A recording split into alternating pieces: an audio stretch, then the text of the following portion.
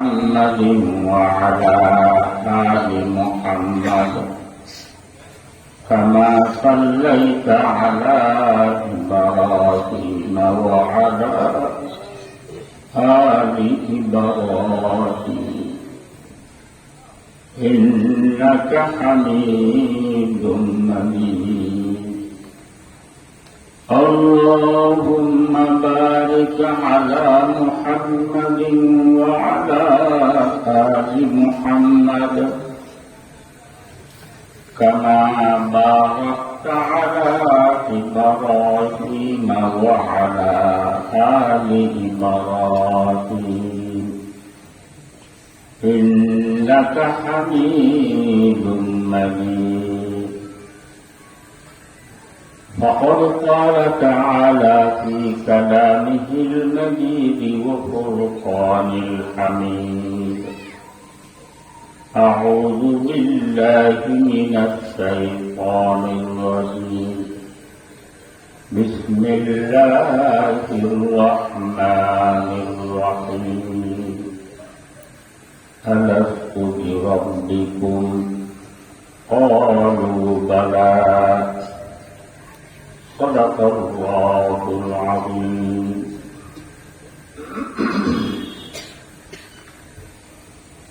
উপস্থিত ওয়াজিবুল ইহতারাম উলামায়ে কেরাম, মুরব্বিয়ানে আযম এবং দূর দূরান্ত থেকে আগত ইসলাম প্রিয় ভাইয়েরা, আমি সর্বপ্রথম মহান আল্লাহ রাব্বুল আলামিনের দরবারে শত কোটি শুকরিয়া জ্ঞাপন করছি, যিনি আমার মতো একজন অবন্যকে এই দামি জায়গা, দামি বৈঠক, দামি মানুষদের সামনে বসে দোয়া নেওয়ার জন্য সুযোগ দান করেছে। আসলে যে কোনো ভালো কাজে শরীক হতে পারা, এটা আল্লাহ পাক সুবহানাহু ওয়া তাআলার অসীম দয়া এবং মেহেরবানি যদি না হয় কারো পক্ষে সম্ভব নয়। না হয় আমাদের মতো কত মানুষ, কত কাজে ব্যস্ত, এগুলো সবগুলোর থেকে আল্লাহ পাক সুবহানাহু ওয়া তাআলা আমাদেরকে বাঁচায়। এমন এক বৈঠকের মধ্যে আসার জন্য তৌফিক দান করেছেন, যে বৈঠকের মধ্যে আল্লাহ এবং আল্লাহর রাসূলের কথাবার্তা আলোচনা, যে বৈঠকের মধ্যে আল্লাহ এবং আল্লাহর রাসূলের কথাবার্তা আলোচনা হয়, বৈঠক সেটার দাম কত? জনাব মুহাম্মদুর রাসূলুল্লাহ সাল্লাল্লাহু আলাইহি ওয়াসাল্লাম আমরা যে যতদূর থেকে এই বৈঠক পর্যন্ত এসেছি, অতদূর জায়গা আমরা বেহেশতের দিকে কাছে করে দিয়েছি। তাই দেখেন কত দামি বৈঠক। এই বৈঠকের মধ্যে আমাদেরকে আসার জন্য, বসার জন্য, আল্লাহ এবং আল্লাহর রাসূলের কথাবার্তা শোনার জন্য আল্লাহ তাআলা আমাদেরকে তৌফিক দিয়েছেন। এটা আল্লাহ পাক সুবহানাহু ওয়া তাআলার অসীম দয়া এবং মেহেরবানি ব্যতীত আর কিছু নয়। সেদিন আমরা শুকর আদায় করি আলহামদুলিল্লাহ।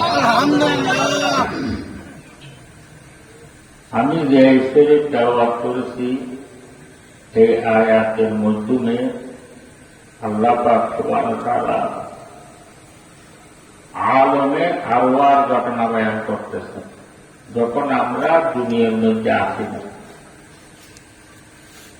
তো জিন এবং ইনসান দুনো গোষ্ঠীর রূপগুলো বানানোর পর আল্লাহ পাক সুবহানাহু ওয়া তাআলা আলমে আরওয়ার মধ্যে সমস্ত রূপগুলোকে এক জায়গার মধ্যে জমা করে দিলেন। জমা করার পর আল্লাহ তাআলা আমাদেরকে সামনে রেখে লম্বা চৌড়া একটা বাসন দিয়েছে। ওই বাসনের মধ্যে আল্লাহ পাক সুবহানাহু ওয়া তাআলা বলেছিলেন, হে আমার বান্দা,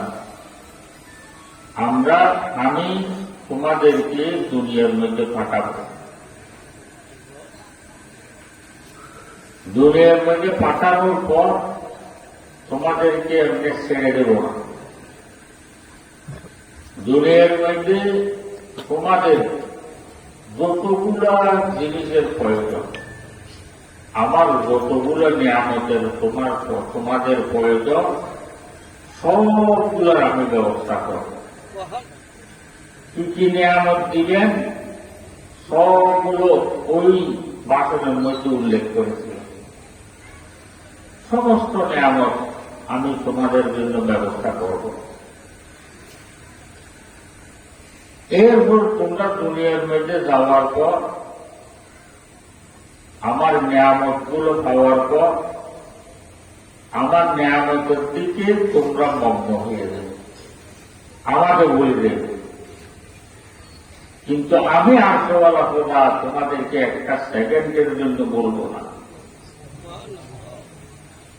আমার রহমত সব সময় তোমাদের চোখে হয়ে থাকে। এগুলো বলার পর আল্লাহ পাক সুবহানাহু ওয়া তাআলা জিজ্ঞেস করেন, হে আমার বান্দারা, এখন তোমরা বলো, দুনিয়ার মধ্যে যাওয়ার পর তোমাদের রবকে হবে, ফাল নেওয়ার কে হবে? এর আগে আমরা কোনদিন প্রশ্ন শুনি নাই, প্রশ্নকে জিনিস জানিও না। তো সেদিন আমরা সবাই থাকে আছি, কি বলবো? আমাদের মধ্যে মুআল্লিমুল ইনসান জনাব মুহাম্মদুর রাসূলুল্লাহ সাল্লাল্লাহু আলাইহি ওয়াসাল্লামের রূহ মুবারক ছিল।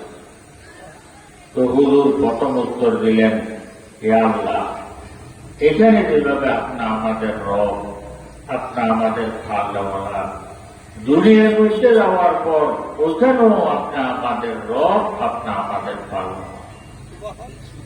তো হুজুরের জবাব থেকে এই বাণী শোনার পর আমরা সবাই দৌড়ায় গেছি। আমরা সবাই বলছিলাম, হে আল্লাহ, এখানে যেভাবে আপনি আমাদের রব, আপনি আমাদের খাওয়ালা, দুনিয়ার মধ্যে যাওয়ার পর ওইখানেও আপনি আমাদের রব, আপনি আমাদের খাওয়ালা। দুর্ঘটনাটা বলা আমার মকসদ নয়। আল্লাহ পাক সুবহানাহু ওয়া তাআলা আমাদেরকে অগণিত নিয়ামত দান করেছেন। আল্লাহ নিজে কোরআনের মধ্যে বলতেছেন, ওয়া ইন তা'উদ্দু নি'মাতাল্লাহি লা তুহসুহা, অগণিত নিয়ামত দান করেছেন। মুফাসসিরিনে কিরামরা লিখেন, সারা পৃথিবীর মধ্যে যত পানি আছে, খাল, নদী, সাগর, পুকুর, দিঘি, ডুবা, যত পানি আছে, ওর সমস্ত পানিগুলোকে যদি তালি বানানো হয়, আর যত গাছপালা বৃক্ষ আছে সবগুলোকে যদি কলম বানানো হয়, জিন এবং ইনসান জনগোষ্ঠী একত্রিত হয়ে আল্লাহ তাআলার নিয়ামতগুলো যদি আমরা লিখতে থাকি, কালি শেষ হয়ে যাবে, কলম শেষ হয়ে যাবে, আমাদের হায়াত শেষ হয়ে যাবে। আল্লাহ তাআলার নিয়ামতগুলো লেখা কখনো শেষ হবে না। অগণিত নিয়ামত দান করেন। ওই অগণিত নিয়ামতের মধ্যে দুইটা বেশ মহাদামী নিয়ামত আল্লাহ পাক সুবহানাহু ওয়া তাআলা আমাদেরকে আলমে আরওয়ার মধ্যে দান করেছেন। যে সময় আমরা কি সেটা আমরা বুঝতাম না, আল্লাহ তাআলা দয়া করে আমাদেরকে দান করেছেন। ওই নিয়ামতগুলো কি? আল্লাহ পাক সুবহানাহু ওয়া তাআলা প্রথম আমাদের কাছে প্রশ্ন করেছেন। তো প্রশ্নটা হল এলমের অঙ্গ। আল্লাহ তাআলা আমাদেরকে প্রশ্ন করে এলমের মতো দামি নিয়ামত আল্লাহ পাক সুবহানাহু ওয়া তাআলা আমাদেরকে আলেমা ওয়ার মধ্যে দান করেছেন। এটাকে মুফাসসিরদের ভাষায় কাইফিয়তে আলম বলা। দ্বিতীয় নিয়ামত কি? আল্লাহ পাক সুবহানাহু ওয়া তাআলা যখন আমাদের সাথে কথা বলতেছিলেন, বুখারী শরীফের মধ্যে রওয়ায়াত আছে ওয়া কাল্লামাহু আয়ানা, অর্থাৎ আল্লাহ তাআলার সামনে, আমাদের সামনে কোনো পর্দা ছিল না। ওই বৈঠকের মধ্যে আল্লাহ পাক সুবহানাহু ওয়া তাআলাকে আমরা সরাসরি দেখেছি। আল্লাহ পাক সুবহানাহু ওয়া তাআলা আমাদেরকে দেখা দিয়ে আল্লাহ তাআলার মারফতের মহব্বতের যেই দামি নিয়ামত আল্লাহ তাআলা আমাদেরকে আলমে আরওয়ার মধ্যে দান করেছেন। হুজুর পাক সাল্লাল্লাহু আলাইহি ওয়াসাল্লাম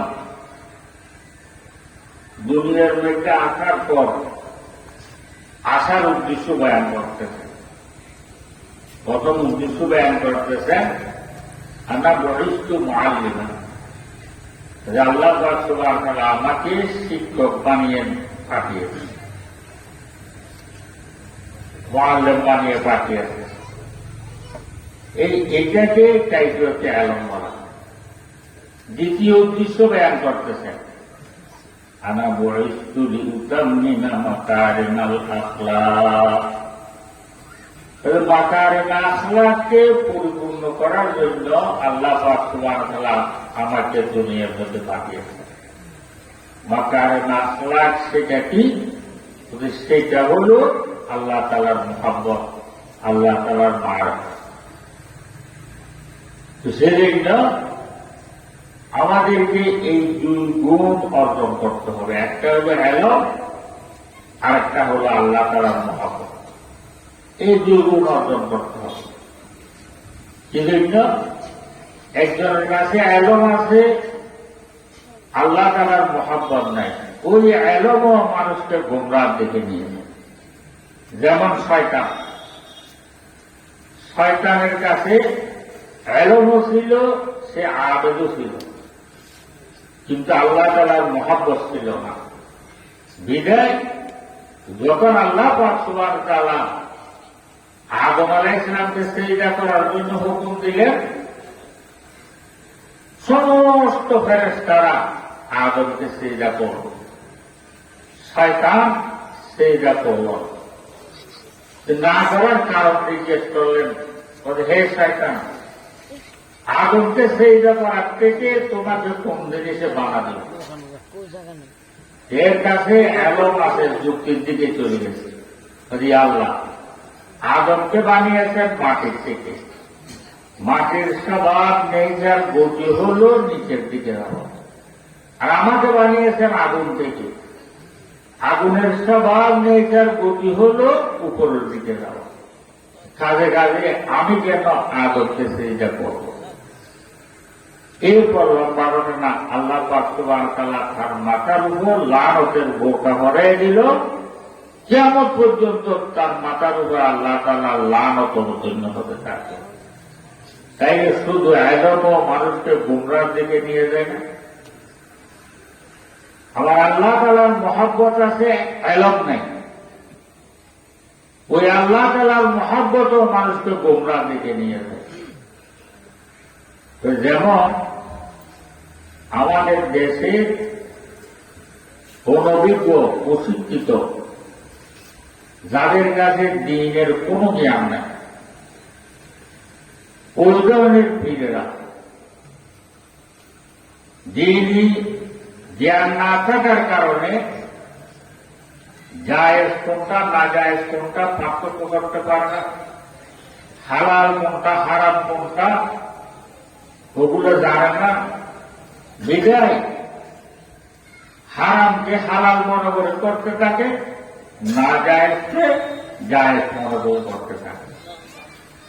তাই বোঝা গেল শুধু এলম আছে, আল্লাহ তাআলার মুহাব্বত নাই, ওই এলমও মানুষকে গুমরাহর দিকে নিয়ে যায়। আল্লাহ তাআলার মুহাব্বত আছে, এলম নাই, ওই মুহাব্বতও মানুষকে গুমরাহর দিকে নিয়ে যায়। সেজন্য আমাদেরকে দোনোটা অর্জন করতে হবে। এলম অর্জন করতে হবে, আল্লাহ তাআলার মহব্বত অর্জন করতে হবে। দিন আলম শিক্ষা সবার উপর আল্লাহ তাআলা ফরজ করে দিয়েছেন। কতটুক? যতটুক আমার হায়াতকে পরিচালনা করতে লাগবে অতটুক শিক্ষা নরনারী সবার উপর ফরজ।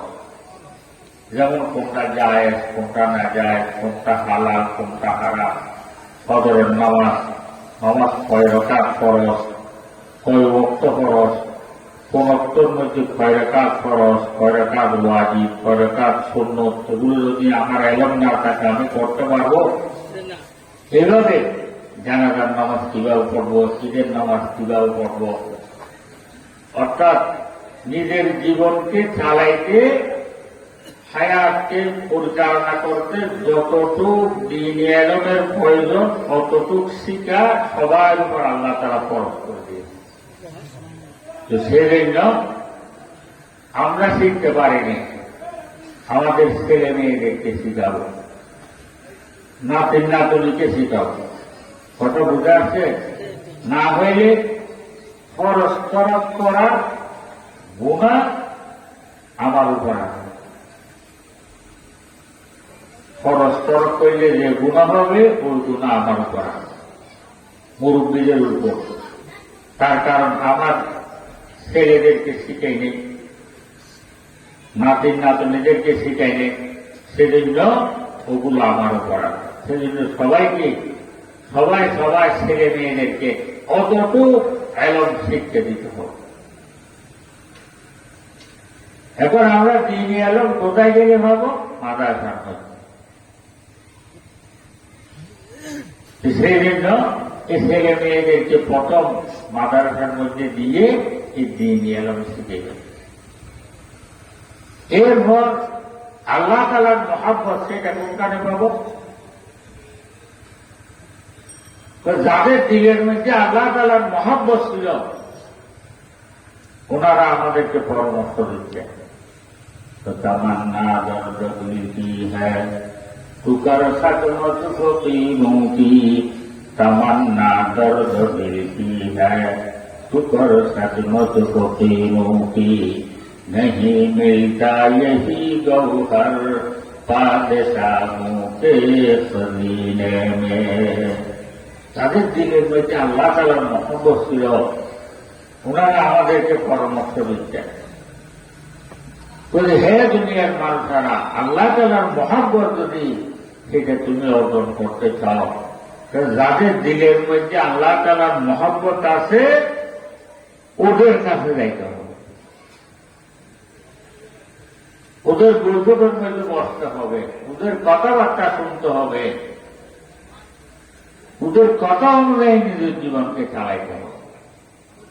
যেমন আমাদের শরীরের মধ্যে যদি রোগ হয় আমরা ডাক্তারের কাছে যাই, ডাক্তারের কাছে যাওয়ার পর ডাক্তার এক্সরে দেন। এক্সরে মেশিনের উপর যখন আপনাকে উঠানো হয়, রিপোর্ট যখন বের হয়, ডাক্তার যখন রিপোর্ট দেখে বলে তো তোমার ভিতরে ক্যান্সার রেখে রোগ বানাইছে।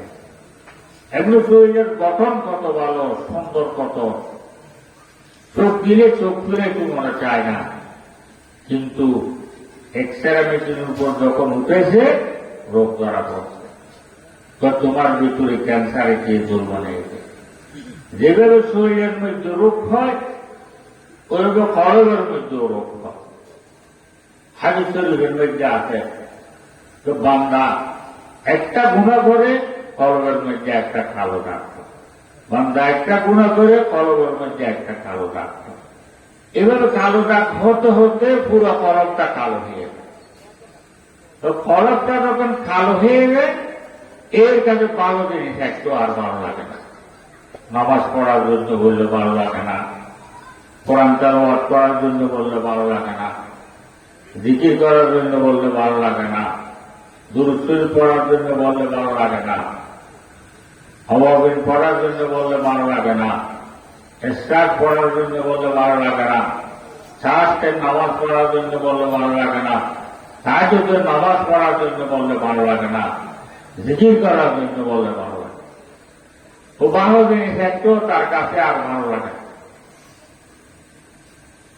কথা বুঝে আসছে? তদ্রূপ আমরা রোগ ডাক্তারদের কাছে যখন যাব, ওনাদের এক্সরে মেশিনের উপর যখন উঠাবে, তখন আমরা সবাই বলি আমরা ভাট্টা মুসলমান। কথা বুঝে আসছে? সবাই আমরা দাবি করি আমরা 1 নম্বর মুসলমান। তো যখন রোগ ডাক্তারদের কাছে যাবে, ওনাদের এক্সরে মেশিনের যখন আপনাকে উঠাবে, ওই সময় রোগ ধরা পড়বে। আপনার কলকে হাসদ, বুবুজ, কিবির, তাকাব্বুর, অহংকার, গীবত, শেকায়ত, আল্লাহ তাআলার নাফরমানি, এগুলোই খেয়ে একদম কালো বানিয়ে ফেলছে। যখন রোগ ধরা পড়ছে, চিকিৎসা দিচ্ছেন একদম ফ্রি, 5 টাকাও খরচ হবে না, ডাক্তারের ফিসও দিতে হবে না, ডিসপেন্সারির মধ্যেও যাইতে হবে না, 1 টাকার উপযোগ করতে হবে না, চিকিৎসা দিচ্ছেন একদম ফ্রি।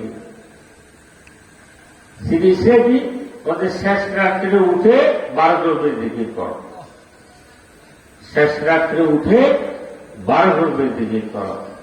12 দরবের জিকির করার নিয়ম হল যে রাতের 3 ভাগের 2 ভাগ অতিবাহিত হওয়ার পর শেষ রাত্রে উঠবেন, উঠে তাহাজ্জুদের নামাজ পড়বেন। কমের মধ্যে 4 রাকাত, বেশির মধ্যে 12 রাকাত তাহাজ্জুদের নামাজ পড়বেন টাইম অনুযায়ী।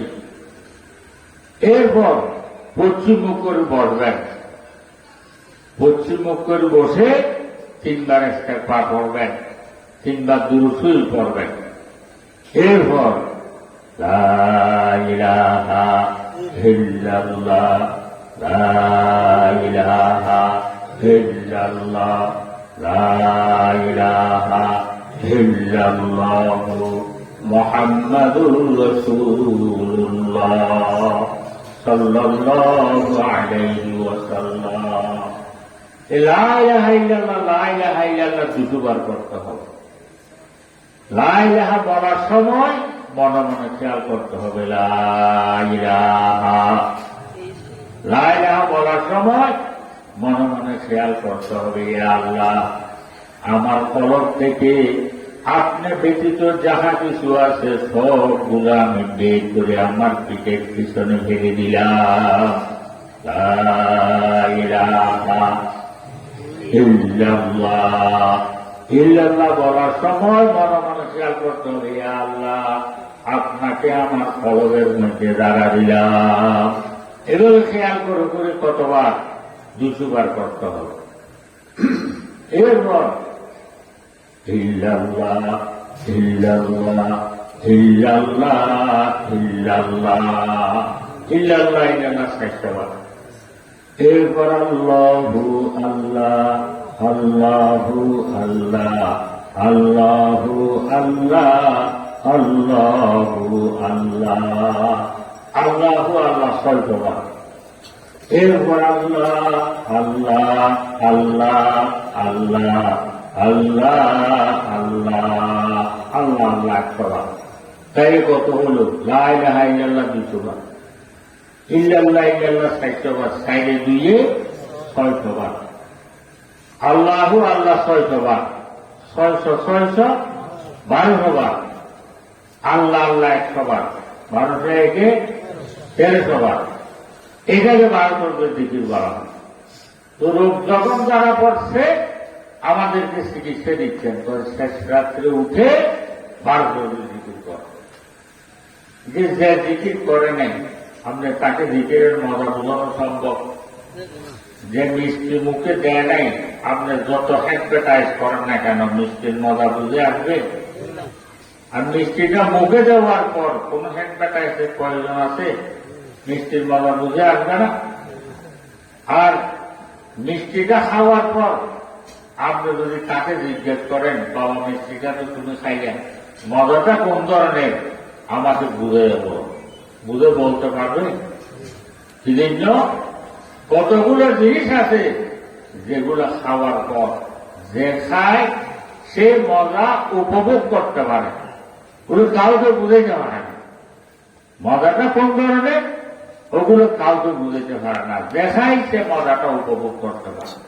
তদরূপ ভাবে যে জিকির করে না তাকে জিকিরের মজা বোঝানো সম্ভব নয়। যাদের কাছে বুঝে আসছে ওগুলা বলার জিনিসও নয়, ওগুলো কাউকে বলার জিনিসও নয়। তারপরেও আমাদের বুজুর্গরা আমাদেরকে বোঝানোর জন্য চেষ্টা করতেছে, বলছে হে দুনিয়ার মানুষেরা, ভারতের জিকিরের মজা যদি তোমাদেরকে বুঝে না আসে, কত পরীক্ষামূলক ভাবে হল 41 দিন না ছুটে মতো তুমি ভারতের জিকির করে দেখো। 41 দিন না ছুটে মতো ভারতের জিকির করলে লাভ কি হবে? सजर में तेरा रंग बू है, सजर में तेरा रंग बू है, जिधर देखता हूँ उधर तू ही तू है, उधर तू है तू है, इधर तू है तू है, जिधर देखता हूँ उधर तू है तू है। 41 দিন পর তুমি যেই জিনিসের দিকে তাকাইবে ওই জিনিসের মধ্যে ওই জিনিসের বানানোওয়ালা খোদাকে দেখবা। কথা বুঝে আসে? সেই বাবারা শেষ রাত্রে উঠবেন, বুঝে না আসলো 12 দিকে করে দেখেন, করার পর ওই সময় বুঝে আসবে। আল্লাহ জিকিরে মানুষকে আল্লাহ তাআলার কাছে নিয়ে যায়। কিসের মধ্যে আছে? বান্দা যখন শেষ রাত্রে উঠে এই জমিনের উপর বসে কলমায়ে তৈয়্যিবার জিকির আরম্ভ করে, লা ইলাহা ইল্লাল্লাহ, লা ইলাহা ইল্লাল্লাহ, লা ইলাহা ইল্লাল্লাহ, মুহাম্মাদুর রাসূলুল্লাহ। যখন বান্দা শেষ রাত্রে উঠে জমিনের উপর বসে কলমায়ে তৈয়্যিবার জিকির আরম্ভ করে, আল্লাহ তাআলার আরশের নিচে একটা খুঁটি আছে, যার নাম হল তৈয়্যিব।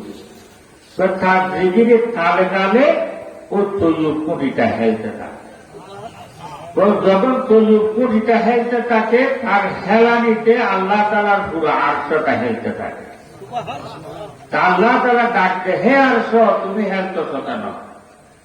আরশ বলে, আল্লাহ আমি হেলতেছি না, আমার নিচে একটা খুঁটি আছে যার নাম আপনি তৈয়্যিব রেখেছেন, এই তৈয়্যিব খুঁটিটা হেলতেছে, সেদিন আমি না হেলে পারতেছি না। আল্লাহ তাআলা তৈয়্যিব খুঁটিকে ডাকতে, হে তৈয়্যিব খুঁটি তুমি হেলতেছ কেন? বলি আল্লাহ আমার নাম আপনার তৈয়্যিব রেখেছেন, জমিনের উপর বসে আপনার একজন গুনাহগার বান্দা কলমায়ে তৈয়্যিবার জিকির আরম্ভ করছে, লা ইলাহা ইল্লাল্লাহ, লা ইলাহা ইল্লাল্লাহ, লা ইলাহা ইল্লাল্লাহ, মুহাম্মাদুর রাসূলুল্লাহ সাল্লাল্লাহু আলাইহি ওয়াসাল্লাম। সেদিন আমি না হেলে পারতেছি না। আল্লাহ তাআলা বলে, হে তৈয়্যিব খুঁটি তোমার খেলা বন্ধ করো। তো তৈয়্যিব খুঁটি বলে, আল্লাহ আপনি তার জীবনের সমস্ত গুণগুলো যতক্ষণ মাফ করে না দিবে এতক্ষণ পর্যন্ত আমার খেলা বন্ধ হবে না। আল্লাহ তাআলা বলেন, হে আমার ফেরেশতারা তোমরা সাক্ষী থাকো, আমার অমুক বান্দার জীবনের সমস্ত গুণাগুলো মাফ করে দিলাম। আল্লাহর বান্দারা বলতেছেন, इश्क की एक दुस्त ने तय कर दिया किस्सा तमाम, इश्क की एक दुस्त ने तय कर दिया किस्सा तमाम, इस ज़मीनो आसमां को आसरा समझाता मैं। আল্লাহ তাআলার মহব্বতের ইশকের এক লাফে মানুষকে জমি থেকে আল্লাহর আরশের সাথে সম্পর্ক করে দেয়, আল্লাহর আরশের মধ্যে নিয়ে যায়। তো ভাই শেষ রাত চলবেন 12 জিকির করবেন, আর শেষ রাত এটা খুব দামি সময়। এটা হল আল্লাহর সাথে সম্পর্কের সময়। কি জন্য? অন্য সময় আপনি আল্লাহকে কোথায় পাবেন? আল্লাহর সাথে সম্পর্ক করার জন্য। শেষ রাত্রে আল্লাহ তাআলা নিজে বান্দাকে ধরা দেওয়ার জন্য আসে।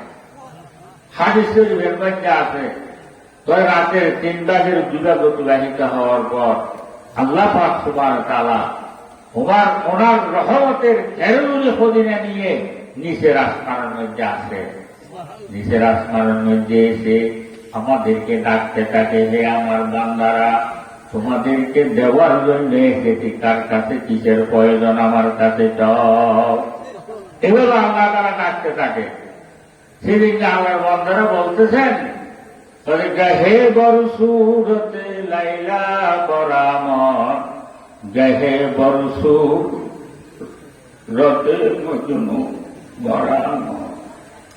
আল্লাহ তাআলার রহমত কোন সময় লাইলির বেশে, আর কোন সময় মজনুর বেশে আমাদের ঘরে দূরে দূরে আমাদেরকে ডাকতেছে, হে আমার বান্দারা, গুনার সাগরের মধ্যে ডুবে গিয়েছ, তোমার গুণাগুলো মাফ করার জন্য এসেছে আমার কাছে যাও।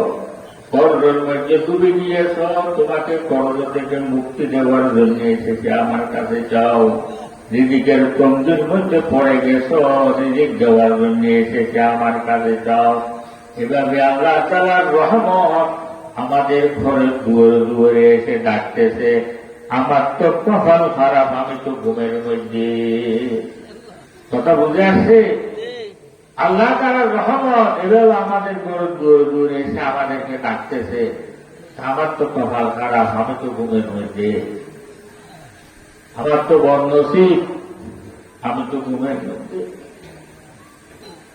সেদিন বাবারা শেষ রাত্রে উঠবেন, উঠে তাহাজ্জুদ নামাজ পড়বেন, 12 রবির জিকির করবেন। এগুলোর মধ্যে কি মজা, ওই সময় বুঝে আসবে।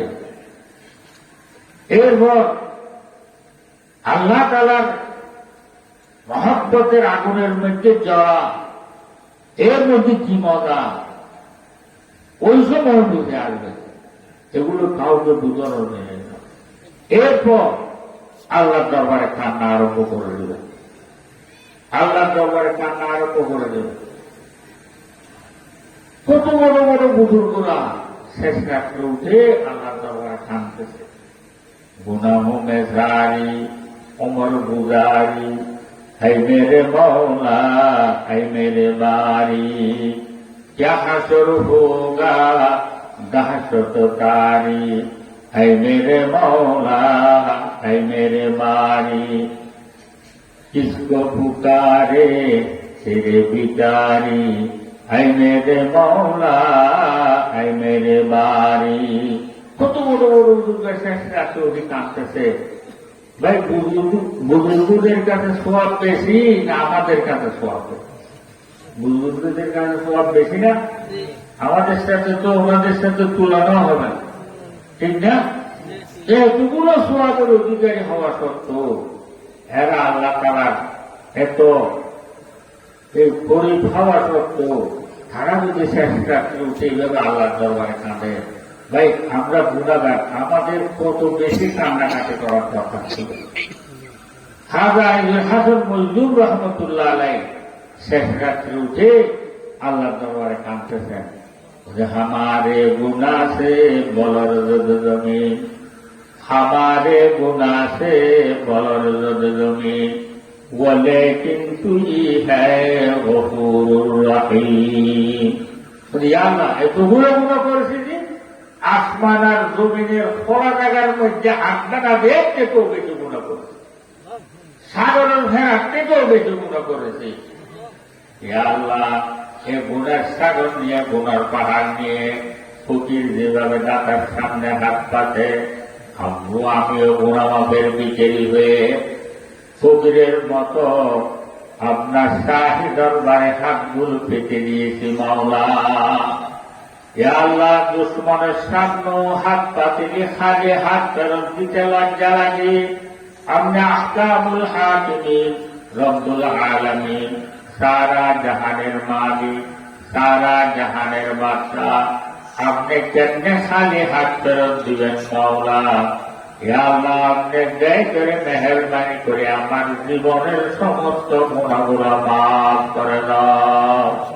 এভাবে কাঁদতেছে দেখে খাজা আইজুল হাসান নজরুল রহমতুল্লাহ কত বড় বুজুর্গ ছিলেন। हमारे गुना से बलर जमीन लेकिन তুই হ্যাঁ গফুরুর রহিম। আমাদের কাছে তো সওয়াব নাই, হইলেও মিথ্যা হবে না। রাত দিন 24 ঘন্টা গুণের সাগরের মধ্যে ডোবা। তা আমাদের ঘুম কেমনে আসে? কত বুঝে আসে আমাদের ঘুম কেমনে আসে? সেদিন বাবারা কবরের মধ্যে আরামে ঘুমাইতে চাইলে দুনিয়ার কিছু গুম থাকতে হবে, দুনিয়ার মধ্যে কিছু গুম থাকতে হবে, আরাম কিছু বাদ দিতে হবে। শেষ রাত্রে উঠবেন, উঠে আল্লাহ দরবারে এই তাহাজ্জুদ নামাজ পড়বেন, তাহাজ্জুদ নামাজ পড়ে 12 বছর জিকির করবেন। 12 বছর জিকির করার পর আল্লাহ দরবারে কান্না আরম্ভ করে দেবেন। হাদিসের মধ্যে আছে, কোরআনের মধ্যে আছে, আল্লাহ তাআলা বলতেছেন, বান্দা তোমার চাওয়ার দেরি, আমার দেওয়ার দেরি না। তুমি গুনাহ মাফ চাওয়ার দেরি, আমার গুনাহ মাফ করার দেরি না। কথা বুঝে আসে? কত দয়ালু কথা, কত দয়ালু কথা। হাদিসে মুসলিম মধ্যে আছে, বলছে একজন মানুষ তার বাল্যকাল গুণের মধ্যে শেষ করে দিয়েছে, গুণ করতে করতে বাল্যকাল শেষ, এরপর জওয়ানকালও গুণের মধ্যে শেষ করে দিয়েছে, এরপর বুড়াকালও গুণের মধ্যে শেষ করে দিয়েছেন। ক্ষমতা ছিল, টাকা পয়সা ছিল, ক্ষমতার ভবন, টাকা পয়সার শহর, এগুলায় মানুষকে মানুষ বলত না, কারো কথা শুনত না। এই মসজিদ মাদ্রাসার কথা বললে ওগুলোর দিকে যাইত না। এভাবে হায়াতটা শেষ। এরপর আসছে শাইখুল জিয়াদের জমানা।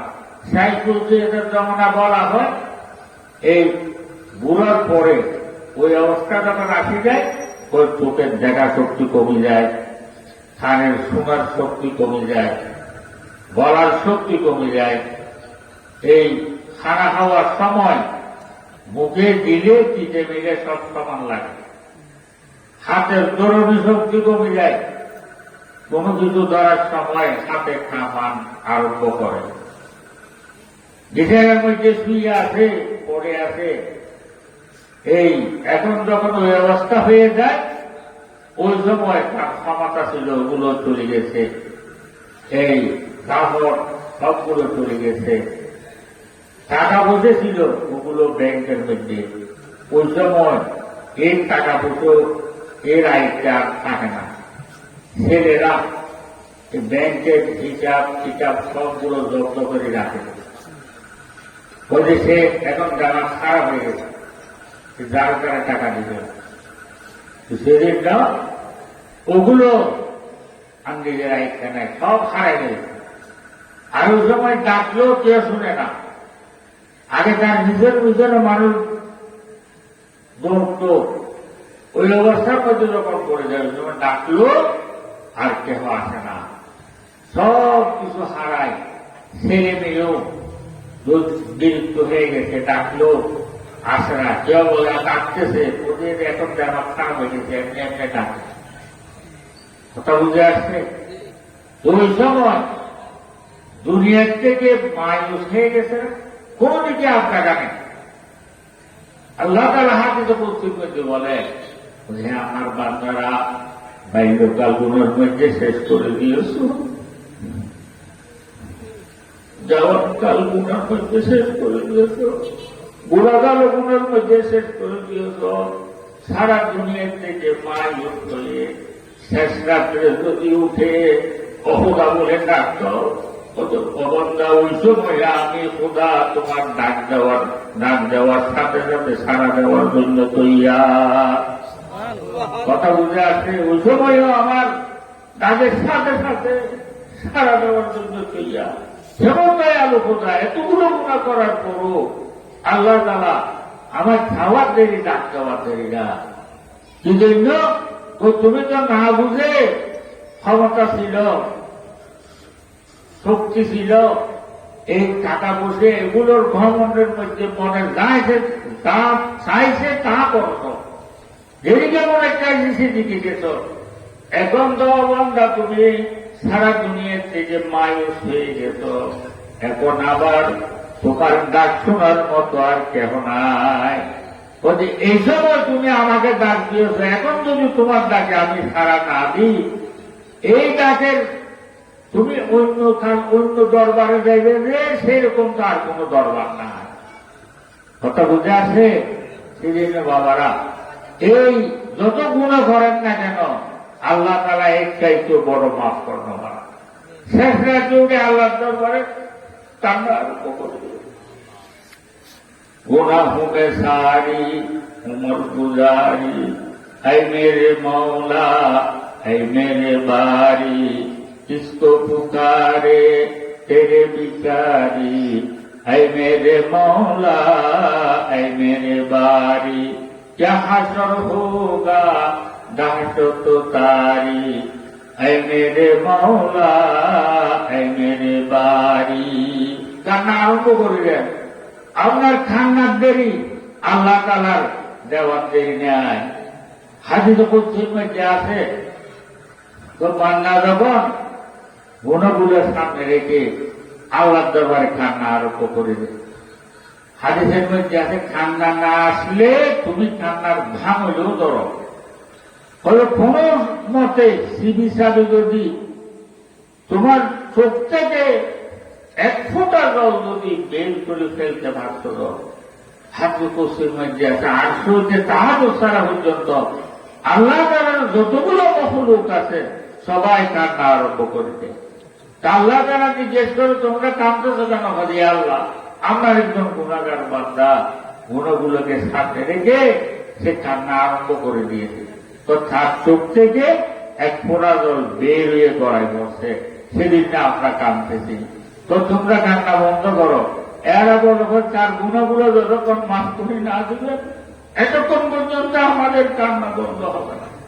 আল্লাহ তাআলা বলে, হ্যাঁ আমার ফেরেশতারা তোমরা সাক্ষী থাকো, তার জীবনের সমস্ত গুণা আমি মাফ করে দিলাম।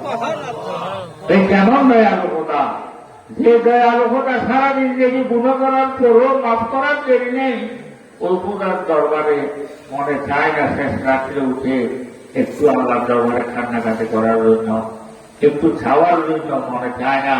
সেই জন্য বাবারা শেষ রাত্রে উঠবেন, এই তাহাজ্জুদের নামাজ পড়েন। তাহাজ্জুদের নামাজ বেশি দামি নামাজ, তাহাজ্জুদের নামাজ বেশি দামি নামাজ। নফলের মধ্যে এর চাইতে দামি নফল আর কোনোটা নেই। কথা বুঝে আসছে? সেদিন আল্লাহর বান্দারা বলতেছেন, আত্মার হুরুমি হু রাজি হু গজালি হু, আত্মার হুরুমি হু রাজি হু গজালি হু, कुछ हाथ नहीं आता বে আহ সেহের গাহি। কোন নবী নবী হতে পারে নাই, কোন অলি অলি হতে পারে নাই, কোন গোল গোল হতে পারে নাই, কোন কুতুব কুতুব হতে পারে নাই। শেষ রাত্রে উঠে তাহাজ্জুদ নামাজ পড়া ছাড়া ভাই কেউ কিছু হইতে পারে নাই। আমরা না পড়ে খেটে সবকিছু হওয়ার জন্য বসে আছি। সেই জন্য বাবারা মহাব্বতে বলতেছি, শেষ রাত্রে উঠবেন, তাহাজ্জুদ নামাজ পড়বেন, 12 তসবিহ জিকির করবেন। জিকির করে আল্লাহ দরবারে কান্না আরম্ভ করে দিবেন। যখন এই মনে না চাইলেও উঠবেন, তাহাজ্জুদ পড়বেন, জিকির করবেন, কান্নাকাটি করবেন। এইভাবে না চাইলেও করবেন, না চাইলেও করবেন। করতে করতে করতে করতে যে সময় ওগুলোর মজা বুঝে এসে যাবে, ওই সময় আপনাকে ঠান্ডা আয়ও শোয়াই রাখতে পারবে না, বৃষ্টিও বাঁধে রাখতে পারবে না। দেখবেন ওই সময় আপনার সিলে নিচে পুরো ভাড়া দাঁড়িয়ে যাবে। কথা বুঝে আসে তো? আল্লাহ তাআলা আমরা সবাইকে আমল করার জন্য তৌফিক দান করুন। ওয়া আখির দাওয়ানা আলহামদুলিল্লাহি রাব্বিল আলামিন।